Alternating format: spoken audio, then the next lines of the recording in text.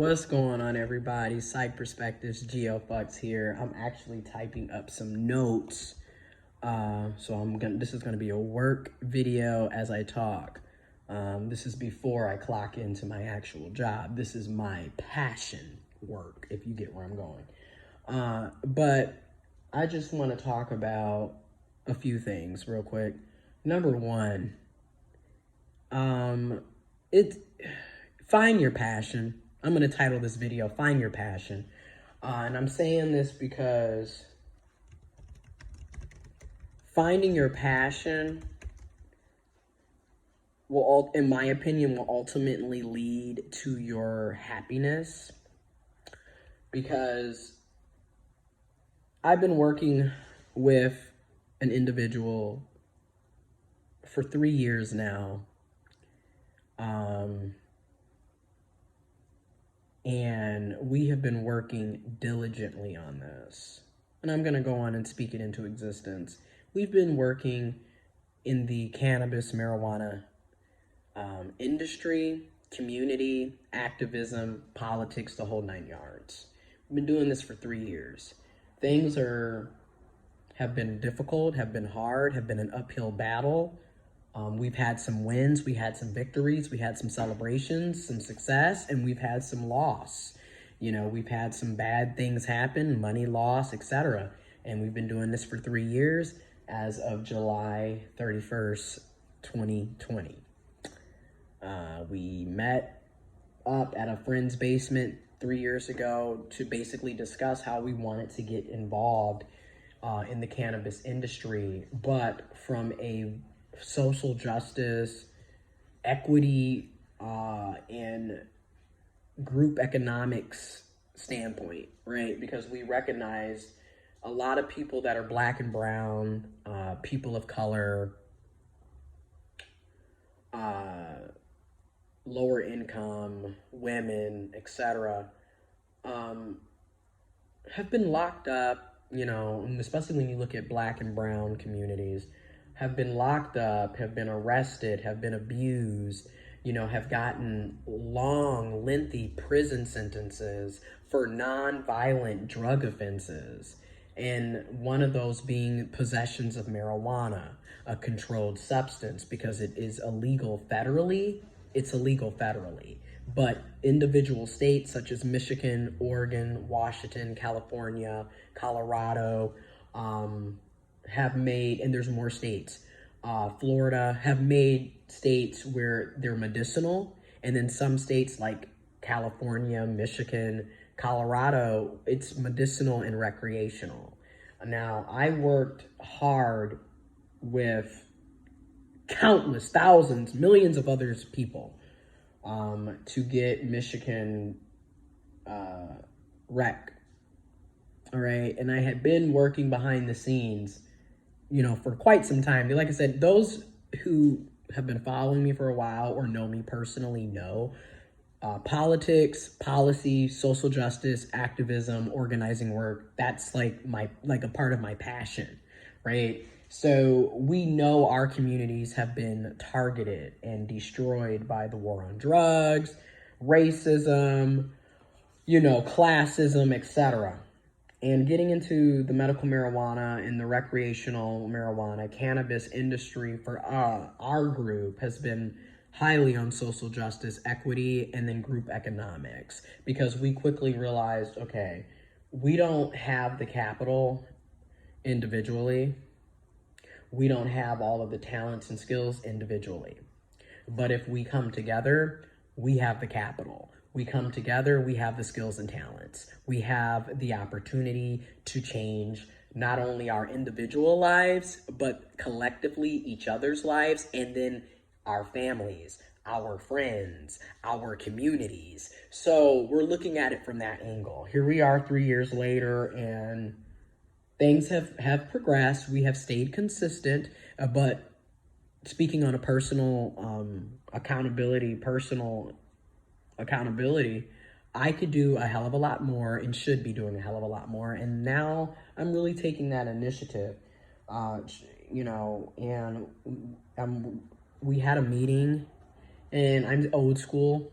I still type a lot of my shit. or type. I still write a lot of my shit and then I type it up because for me, it helps me remember stuff. And then also just being transparent. I have Asperger's, okay? And ADHD, I'm on the autism spectrum. And because of that, and particularly with my ADHD, and Asperger's and what have you, I have to constantly be doing something. So for me, it's really good for me to write while I'm talking so I can actually, like, it helps me concentrate and understand what's going on. So I'm not just like the whole time. Like, because in my mind, everything is rushing, which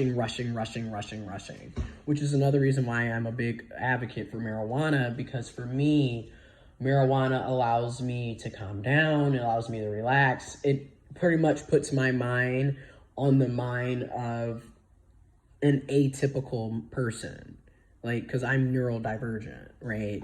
So my neuroscience is, I'm constantly in a rush. Everything's a rush. That's why I rush through everything.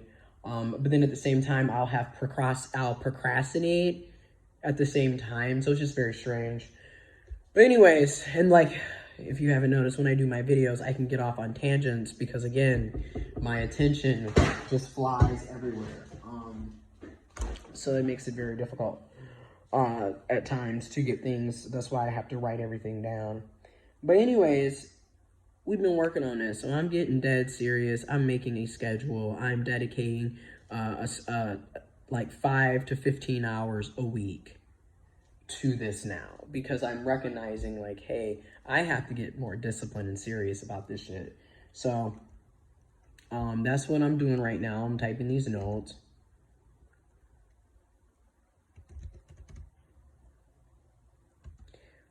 So I just want to say, find your passion, because a lot of times, until you find your passion, you're not going to really get to that part in life, in my opinion, that you're doing something that you have a true, genuine interest in. You like what you're doing, you like the service or product that you're able to provide to community, to others. But at the same time, you're also working with people you like to work with. You're able to generate money, generate resources, but you're not tired. You're not stressed out. You're not dreading waking up. You're not, oh my God, we got to do this again. Oh my God, I got to be here. Oh my God, I can't wait till the weekend. Oh, do I have any PTO? Like, when that is, a lot of us deal with that. A lot of us have jobs where we're just like,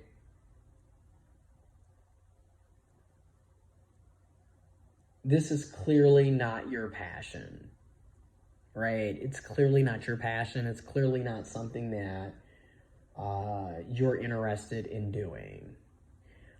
You clearly have there's other things that you would prefer to be doing with your time and labor and skill. A lot of us are in that situation, and that's why I'm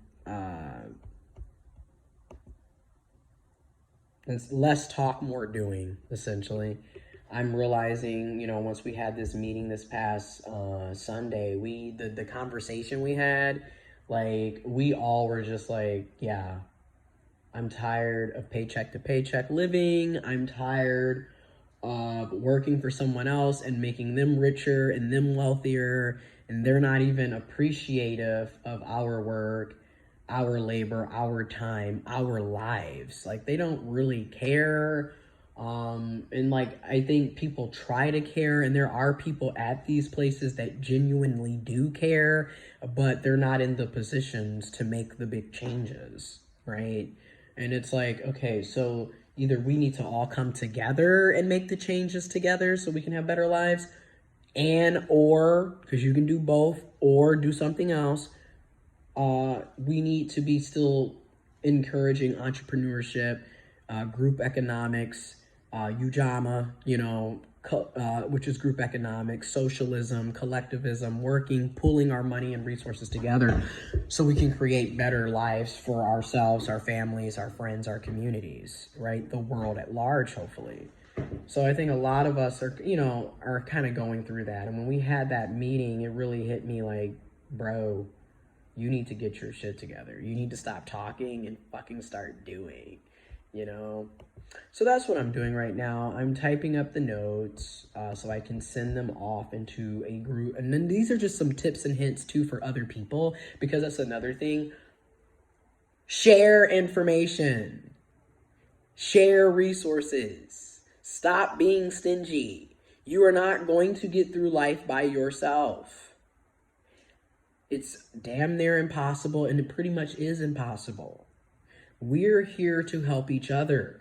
We are here to learn from each other. We are here to teach each other. You feel me? We are here to support each other. Humans are social creatures for a reason. We do better when we work together and we thrive together. So I'm going to give a few tips and hints, suggestions. When you have your meetings, when you're doing business meetings, or just if you're starting a business, a collective group, what have you, an entrepreneur enterprise, if you will, you can write your notes, you can type your notes, but the point is type them and make sure people have access to them, because it's a real life document and it forces you to really think about what you're saying, and it helps remind you of, here's what we said we were going to do. Here's what we talked about. I'm going to work on this my 5 to 15 hours this week. What are you going to do?